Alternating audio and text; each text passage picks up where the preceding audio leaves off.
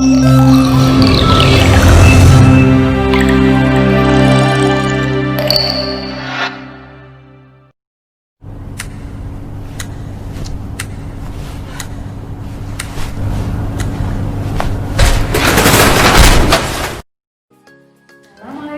warahmatullahi wabarakatuh. Bertemu lagi dengan saya Ibu Adita Rahayu, wali kelas 5 di NDM, yaitu SDIP Modern Karahna.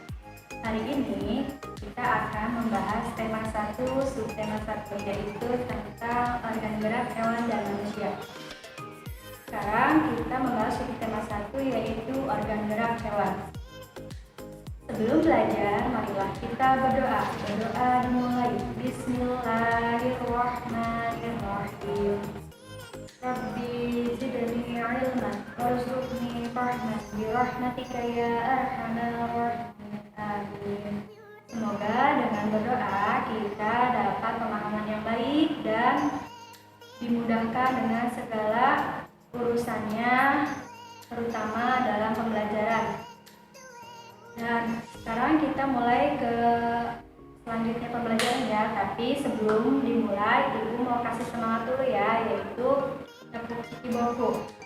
Ikutin Ibu ya teman-teman. Tepuk ciki boku, boku ciki. Simbala kapea pea, simbala kapea pea, yes.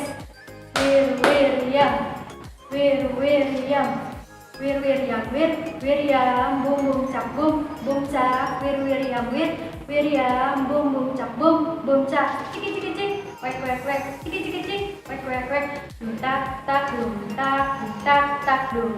tenone. Semoga dengan tepuk tadi kalian bisa bersemangat ya, nanti kalian bisa dihafalkan. Nah, kita mulai kembali ke pembelajaran IPA, yaitu tentang organ gerak hewan. Organ gerak hewan. Nah, salah satu ciri dari makhluk hidup yaitu bergerak. Sebelum kita membahas bergerak, apakah kalian tahu apa yang dimaksud dengan bergerak? Bergerak adalah perpindahan tempat atau perpindahan posisi dari satu tempat ke tempat lain. Nah, itu yang dimaksud dengan bergerak. Makhluk hidup bergerak dengan dua organ, yaitu organ gerak pasif dan organ gerak aktif. Organ gerak pasif yaitu tulang, sedangkan organ gerak aktif yaitu otot. Kenapa tulang disebut dengan organ gerak pasif? Dikarenakan tulang tidak dapat bergerak tanpa bantuan dengan otot. Otot disebut dengan organ gerak aktif dikarenakan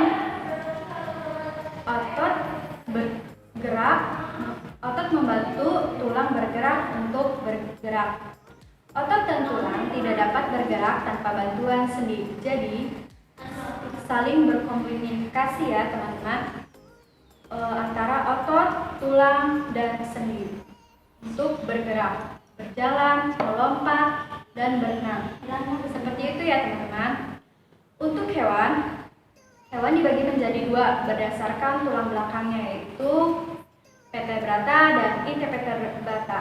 Vertebrata yaitu hewan yang memiliki tulang belakang, sedangkan invertebrata yaitu hewan yang tidak memiliki tulang belakang.